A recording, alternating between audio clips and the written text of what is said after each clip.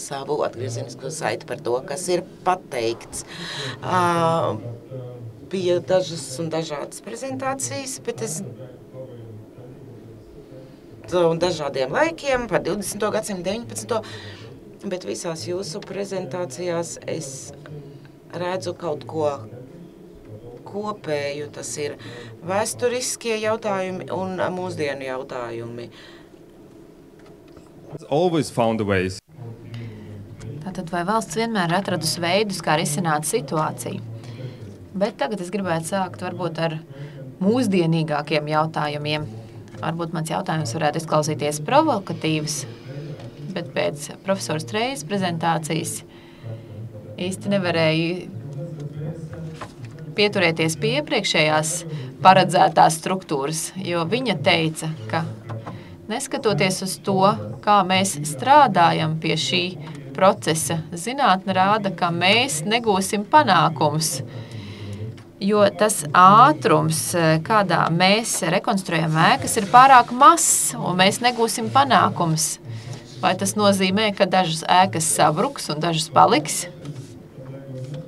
Tātad mans jautājums ir varbūt nedaudz provokatīvs, bet vai mēs varam runāt par mājokļu krīzi vai par kādām kritiskām jomām, kur nepieciešams nekavējošs uzlabojums, lai risinātu šo situāciju?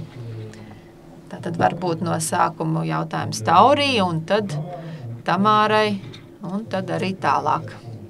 Varbūt, ka jūs varētu norādīt uz kādām šīm kritiskajām jomām. Pirmkārt, ja domājam par ēkām, tad ēkas pastāv tik ilgi, kamēr mēs tās uzturam.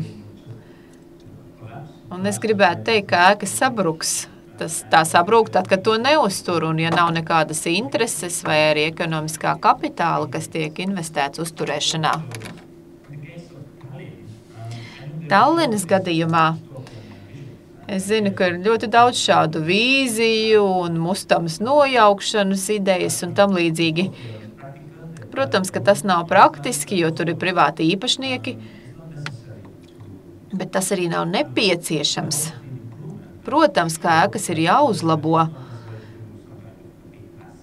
bet nav nepieciešami kaut kādi masīvi, milzīgi renovācijas pasākumi. Pašreiz, ja runājam par mūsu darbības ātrumu, Igaunijā vismaz notiek pietiekošā ātrumā šis process, ne pārāk lēni, bet tas ir ļoti atkarīgs arī no sociālā un ekonomiskā konteksta konkrētajā vietā. Jo, piemēram, Tallinā ierodas aizvien vairāk cilvēku, kas vēlas dzīvot pilsētā, un tie arī ir finansiāli nodrošinātāki cilvēki nekā citur, tāpēc, ka tur ir arī labāki apstākļi. Bet, ja paskatāmies uz varbūt tādām nabadzīgākām lauku zonām, tur ir dzīvokļu ēkas, kas ir daudz sliktākā stāvoklī. Tātad ļoti daudz, kas ir atkarīgs no sociālā un ekonomiskā konteksta. Un, manuprāt, Baltijā tātad galvaspilsēta šajā ziņā ir ļoti labā situācijā. Vai vispār var dzirdēt, ko es saku? Tā tad var. Jā, kā profesora Treja norādīja, situācija ir kritiska un, manuprāt, ātrums ir pārāk lēns un, kā redzam, arī citās valstīs panākumi ir gūti daudz lielāki un tas ir jārisina. Jā, mums ir daudz talantīgu arhitektu un risinājumu, bet tā organizācija ir problēma. Un turpinot to, ko jūs teicāt, salīdzinot tad situāciju arī Igaunijas kolēģi, mani pārsteidza arī tas, ka Latvijā mēs vienmēr sakam, ka risinājums ir individuāls atkarībā no procesa, bet Igaunijā mēs redzam, ka viņu pieeja ir sistemātiskāka. Viņi meklē jaunus modeļus, kā pārvaldīt šīs ēkas. Un tāpēc nākošais jautājums arī laikam varētu būt Tuvikens kungam. Jūs norādījāt, ka meklējat jaunas alternatīvas vidē līmeņa pārvaldībai. Un jūs arī norādījāt, ka ir tāda nepietiekuša saikne starp rajonu un īpašnieku savienībām, asociācijām. Tātad vai tā ir tikai jūsu vīzija, vai arī politiķi ir atzinuši, ka tas ir nepieciešams un ka ir nepieciešams tātad atbalstīt šāda veida jaunas institūcijas? Īsā atbilde ir.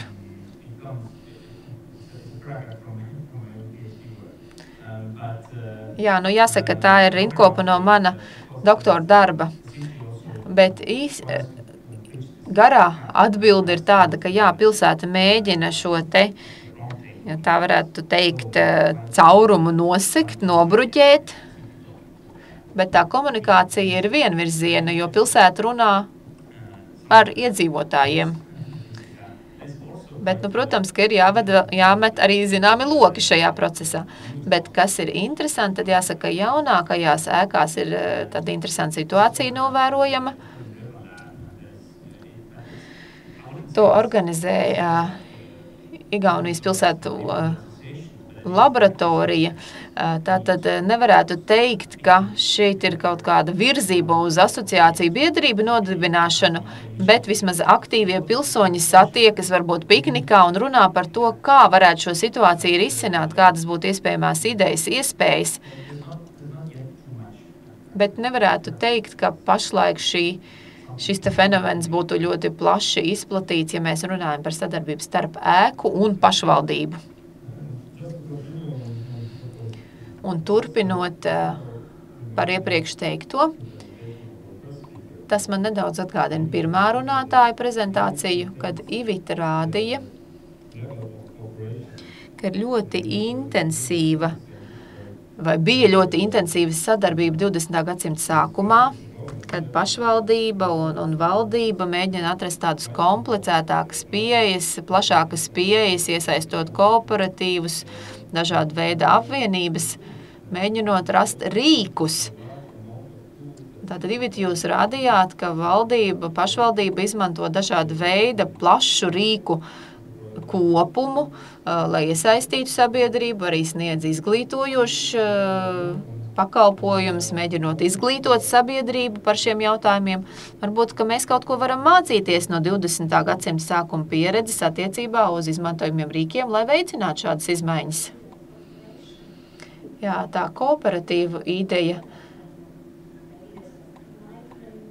ir saistīta ar apgaismības ideju, jo korporācijas pastāvēja jau arī 19. gadsimtā Latvijā, un tās bija plaši izplatītas, piemēram, patērētāju korporācijas vai kooperatīvi.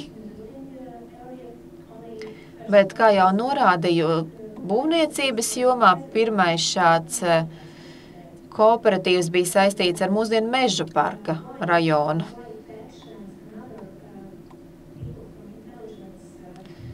Tad kāpēc, ja tā varētu teikt, inteliģentu kopumus vēlējās, lai strādnieki izveidot šādus kooperatīvus, bija tāpēc, ka bankas savādāk neizsniegtu kredītus.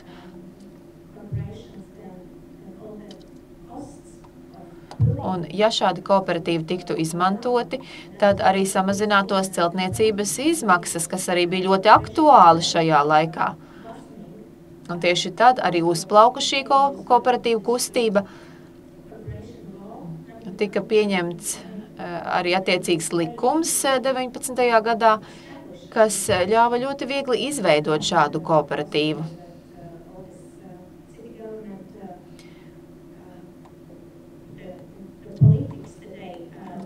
Pilsētu pārvaldības iestādes arī piešķēra vairāk naudas šādām organizācijām, atsevišķiem individuāliem būvētājiem, uzņēmējiem, kas lika šiem cilvēkiem gribēt apvienoties un izveidot kooperatīvu.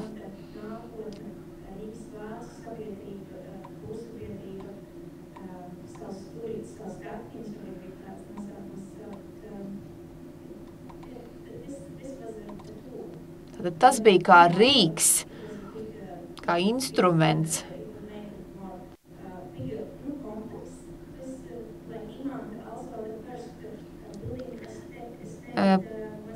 Pirmais mikrorajons Imanta tad arī tika izveidots balstoties uz kooperatīva aktivitātēm. Tajā laikā tātad kooperatīva iela, kas tad bija vienības iela, un līdz ar to arī ļāva samazināt celtniecības izmaksas. Liels paldies! Manuprāt, tas mums sniedz tādu plašu ieskatu šī jautājuma kompleksumā, bet arī norāda uz to, ka ir nepieciešams finansiāls atbalsts. Jā, tieši tajā laikā tā bija, jo 30% no celtniecības izmaksām kā kredītu piedāvāja šis te fonds. Un lai pārietu pie Lindas prezentācijas, jautājums, vai šādi konkursi kā tādi, kā iespēja, parāda politiķiem vai sabiedrībai jaunas iespējas, vai šie konkursi kādreiz ir kalpoši par pamatu politiskām izmaiņām, vai jūs redzat šādu saikni starp konkursiem un to rezultātiem? Varbūt arī saistībā ar politiskajiem plāniem un darba kārtībām. Tātad, kurš ietekmē ko? Politika ietekmē konkursus vai otrādi? Viennozīmīgi politiskā situācija, ekonomiskā situācija un arī varas mājiņa ir ietekmējusi konkursu iznākumu. Atceramies kaut vai 34. gada 15. māju, Ulmans nāk pie varas un burtiski 2 gadus vēlāk mums ir Vecrīgas pārbūves projekts. Un tas, ko mēs redzam, tas ir arī konkursa rezultāts Finanses ministrijā un tā tālāk. Loģiski arī padomju gados. Konkursi bija viens no tā saucamo demokrātisko vērtību veidiem.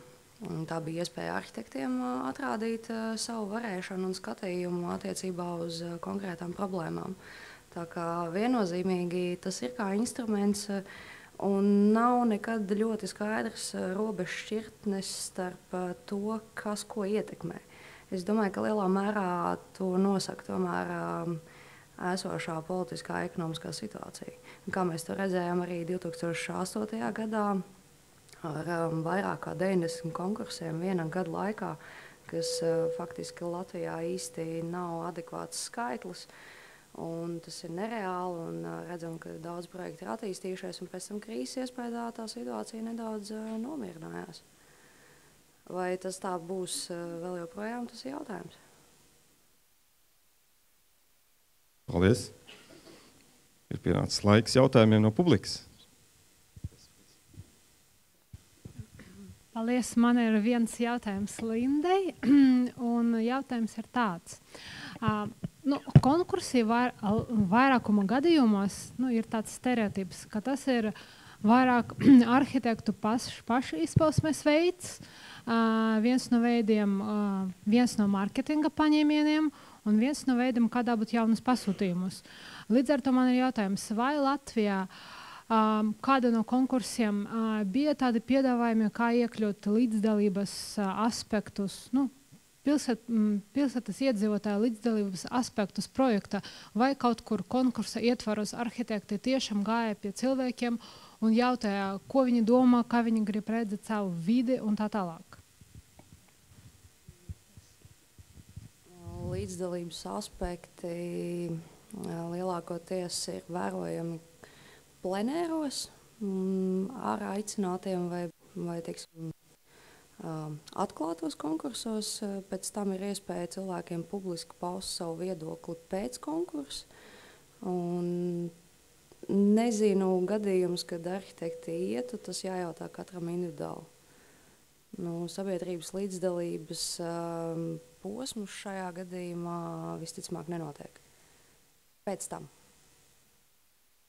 20 gados notika varbūt vairāk ar to, kad bija iespēja iesūtīt tiešām tiem iedzīvotājiem Rīgas domai savus priekšlikumus. Un, varbūt tā bija tāda poza, bet tas tika prasīts.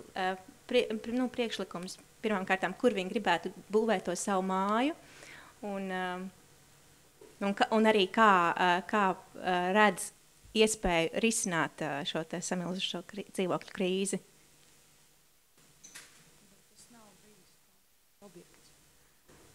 Nē. Nu, jautājums bija par konkursiem. Jā. Un par līdzdalību. Līdzdalība, tāpēc es atbildēju par līdzdalību. Paldies sesijas dalībniekiem. Es ar ļoti lielu interesi klausījos šo sesiju par pārvaldību un mērķiem, jo īpaši šajā postpadomju apbūvē un sabiedrībā. Un es vēlētos lūgt jūsu komentāri, tīpaši attiecībā uz šo sabiedrības līdzdalību un kontekstā ar iepriekšējās sesijas prezentācijām par iespējamām pretrunām, ko veido labā prakse un tas, ko reāli šodien iedzīvotājs vēlas. Kā piemērs par vīziju, ka mums vajag bērnu laukumiņus, rekreācijas telpas, lielmērogu dzīvojumos rajonos, bet, piemēram, Rīgas pašvaldībai aptaujājot iedzīvotājus, noskaidroja, ka būtībā šodien iedzīvotājiem galvenais šajos iekšpagalmos ir nodrošināt ērtas autostāvvietas.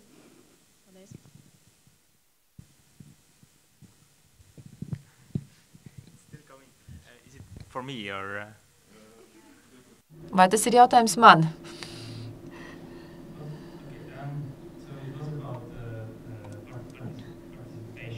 Tātad par dalību, pilsoņu dalību pilsētu plānošanā, ja es sapratu.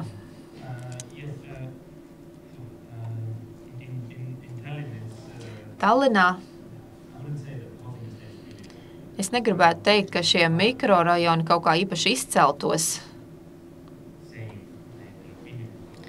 kur cilvēki īpaši piedāvātu kaut kādus savus viedokļus vai kopēju viedokli apkopotu. Ļoti bieži viss šis process balstās uz noteiktu ēku iniciatīvu.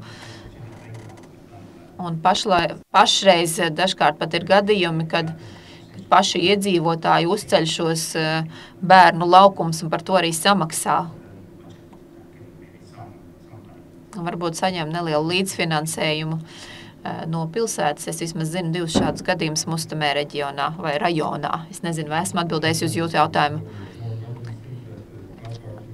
Kāpēc jūs uzskatāt, ka cilvēkiem liekas, ka automašīnu stāvvietas ir svarīgākas par spēļu laukumiem?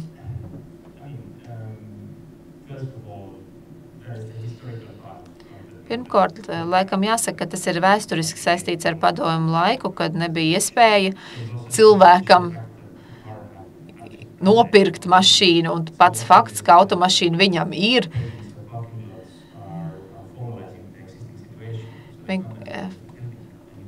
Un tas, ka tie stāvlaukumi tiek noasfaltēti, jau kaut kādā ziņā formalizē šo situāciju, nav jau tā, ka vienmēr tiek kaut kādi jauni stāvlaukumi būvēti. Un, protams, ka cilvēki arī vēlas nolikt mašīnu mājas priekšā. Ja jūs cilvēkiem pajautāsiet, viņi tā arī teiks. Tas ir tā loģiski. Man patika jūsu salīdzinājums, ka katra stāvvieta ir 20 kvadrātmetri, kas ir pievienot pie mana dzīvokļa. Tāpēc būtu labi, ka šī stāvvieta būtu pēc iespējas tuvāk. Trejai un Tamārai Kalantjevskai par renovācijas un īpašnieku aktivitātes problēmām. Un, ja mēs skatāmies uz pēdējiem 70 gadiem, tad tieši turisma teorijā ir parādījies tāds termins kā nevieta. Tātad vieta, kas ir bez jebkādas pievienotās vērtības, vai arī nav nekādas kultūrālās izpausmes tajā, tad tie ir hoteļi, hosteļi, arī lidostas un dažādas citas šādas telpas. Un tieši pilsētvides pētniecībā nevieta ir kaut kas cits, bet arī saistīts ar negatīvo aspektu, kas ir vai nu vēsturiski, vai nu stereotipiski, vai nu sociāli veidojusies versija par to, ka arī šajā gadījumā ir ļoti daudz mikrorajoni, kā arī Bolderāja, kā Purvciems, kā Ziepniekalns, ir tās teritorijas, kas ir nevietas vietas, kuras mums nav patīkams, par kurām mēs daudz nezinām, kurās mēs nedodamies, lai izklēdētos, atpūstos, kurām mēs nevēlamies dzīvot. Un tad es gribēju zināt, vai savā ziņā šīs nevietu mīts, kas ir pāri tām teritorijām, nearbēd jauno mājokļu meklētāju un savā ziņā arī neapstādina vai palēlina renovācijas attīstību un arī šo īpašnieku biedrību veidošanos. Un, ja tā ir problēma, kā to var risināt? Paldies par jautājumu. Te es gribētu uzreiz teikt, ka mēs diezgan stereotipiski gribam vispārināt un piedēvēt viens un tās pašas telpiskās īpašības, kvalitātes vai trūkums visam šim te abūs veidam, bet, kā mēs dzirdējām jautājumā, tik vien balderāju un purciems, un faktiski tās ir ļoti atšķirīgas pilsētas struktūras, kas vizuāli iespējams atstāja līdzīgu iespaidu, bet viņas tiek arī ļoti dažādi novērtētas. Un, ja jūs minējāt, ka nevietu un nepievilcīga vide ir balderāju un purciems, tad pētniecībā viens no plaši izmantotiem paņēmieniem, kā novērtēt, vai kaut kāda vide ir akceptēta vai nav, ir nekustamā īpašuma pētījumi. Piemēram, purciems ir ļoti augsts pieprasīts, un atšķirībā no centra purciemā nav tukšu dzīvokļu, nav tukšu māju, un šie te gan studentu, gan arhitektu biroja veiktie pētījumi rāda, ka cilvēki tur grib dzīvot. Un ja mēs paskatāmies, te tiek pieminēts attīstības departamenta pētījumi, ir pētījumi par cilvēku apmierinātību ar dzīves vidi visos pilsētas apkaimēs. Varam redzēt, ka lielmēroga dzīvojamos rajonos apmierinātības procents ir tuvu 90. Apmēram kāda puse ir ļoti apmierināti un vēl ļoti liels procents ir apmierināti. Ja? Tā kā tāds stereotips mēs noteikti, es negribētu teikt, ka tas ir vispārēji izplatīts, bet bez šaubām, ka cits jautājums ir, kā šos cilvēkus motivēt, būt aktīvākiem. Un tur mēs redzam vai sajūtam, ka tiešām šī te ļoti krasā pārmaiņa no tā, ka tu visu mūžu esi bijis īrnieks, tu esi neizdomājis ilgtermiņā par šo te mājokļu kvalitāti. Un pēkšņi ļoti īsā periodā tev status ir mainījies, pienākumi ir mainījušies. Galvenais ir mainījušies pienākumi, bet cilvēka, teiksim, tai mentalitātei nav tik vienkārši to pieņemt vai saprast.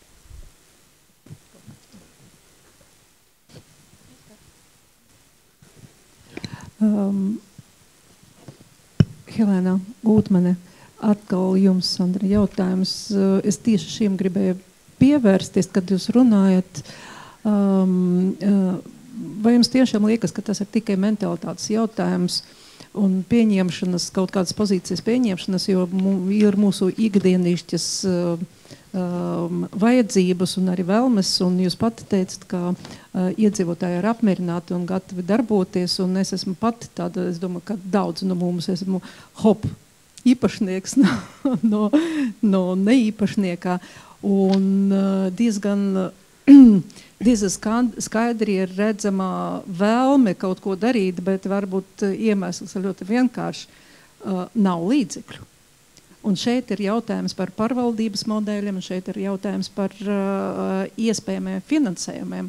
Kā jums liekas, vai pilsētai nav jāuzņemas atbildībā par tādiem īpašniekiem, kuriem ir grūti sarunāties savā starpā? Tam patiešām nav praktiski nekādu instrumentu. Un domāt kaut kādus sadarbības modeļus, lai arī būtu līdzsvars starp komunikāciju un finansiālo atbalstu. Paldies, jūs jau ļoti precīzi faktiski arī formulējat šīs atbildes uzstādījums, un tieši caur šo konferences rīkošanu mēs redzam, kā pilsētas struktūras saprot un uzņems kaut kādu veidu atbildību, jo tas ir ļoti īs laika, mēs zinām, ka šī atbildības izprašana notiek dažus pēdējos gadus. Tas, kas ir, šeit ir divas lietas. Viena ir, ko mēs redzējām no šīm te mūsu izpētēm, Čehija saucās kā flagmanis šajā te dzīvojamo rajonu atjaunošanas attīstības sfērā. Tur tieši tiek nodefinēts, ka pilsēta uzņemas ne jau atjaunot visas mājas par nescik miljardiem, kā tas ir noticis dažos rajonos Vācijā, kur tas faktiski valsts uzņēmās milzīgus finansiālus pienākumus, ka pilsēta uzņemas gādāt par šo pārvaldību, par efektīvu pārvaldību. Un to var izdarīt droši vien ar nelieliem finansiāliem resursiem. Plus tam ir šī finansiālā kaut kāda iesaist, kas gandrīz nevienā gadījumā nav milzīga, nav ļoti apjomīga. Iespējams 10%, dažās ir 15%, kas noteikti nav izšķirošais solis, vai to darīt vai nedarīt. Bet tomēr, ka šis morālais un informatīvais un organizatoriskais atbalsts ir ļoti, ļoti, ļoti, ļoti nepieciešams. Jo ja Tallina runā, ka ir milzīgs pārāvums vai milzīgs lēciens starp mājokļu īpašnieku biedrībām un pilsētas struktūrām, tad mums pat šis lēciens ir daudz milzīgāks, jo mums šīs te biedrības ir ļoti nedaudz, ļoti maz. Mums ir šis lēciens starp individuālo īpašnieku un milzīgu pilsētas struktūru. Un viņš faktiski šis pārāvums ir ļoti, ļoti kritisks.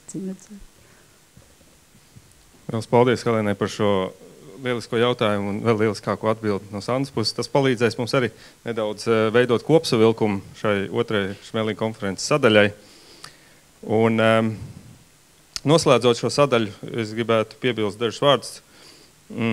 Lielmēroga dzīvojamie rajoni tātad veido ļoti nozīmīgu daļu mūsu pilsētas. Tāpat līdzīgi kā tas ir citās Eiropas vietās un pilsētās.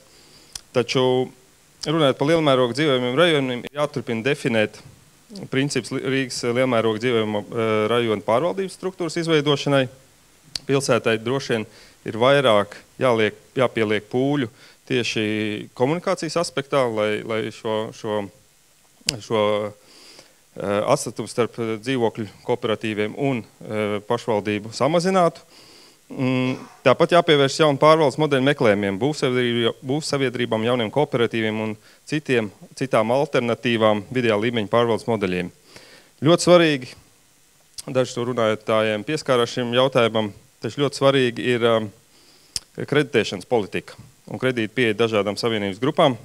Jāmeklē finansēšanas un kreditēšanas atbalsta mehānismi tieši alternatīvajām būvbiedrībām, kooperatīviem un vidējā līmeņa pārvaldes organizācijām. Iepratim, piemēram, spekulatīviem kapitālam. Līdzīgi kā tas, piemēram, ir Berlīnē, kur mēs diezgan labi redzam, kā darbojas Baugruppen princips, kur cilvēki sanāk kopā un būvē paši savus mājokļus. Runājot par pilsētu kopumā, es gribētu teikt, ka pirmkārt pilsētai jāapzinās šīs situācijas bezprecedenta raksturs un aktīvi jāiesaistās tā regulācijā. Un pašā nobeigumā es gribētu teikt, ka tātad pilsētas loma ir jāpalielinās, ne tikai plānojot un izstrādājot dokumentāciju, bet reāli nodrošinot un radot procesus un programmas. Un šeit gribu uzsvērt vārdus procesi un programmas, ja, kas ļaut noteiktā laikā realizēt un ieviest vajadzīgās pārmaiņas realitātēm. Uz šīs notas arī gribētu pabeigt otro sekciju un vēlos pateikties dalībniekiem par lieliskām prezentācijām un audiencei par jautājumu. Liels paldies un visu labu!